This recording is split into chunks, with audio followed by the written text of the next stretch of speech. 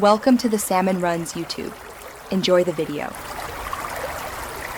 You start by prepping biomedia so beneficial bacteria can establish quickly.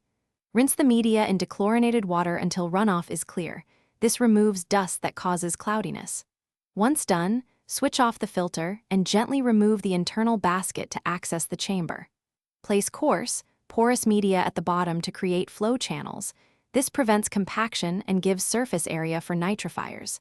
Make sure pieces are snug but not pressed. Good water circulation is the goal for effective biological filtration.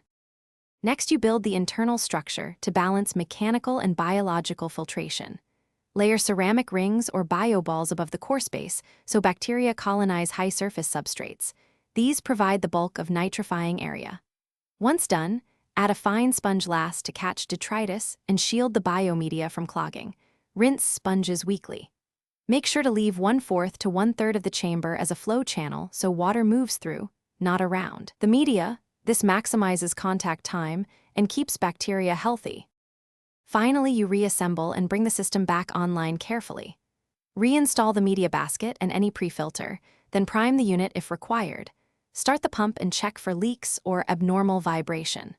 Once running, monitor ammonia and nitrite daily for the first 2 weeks so you can track bacterial colonization.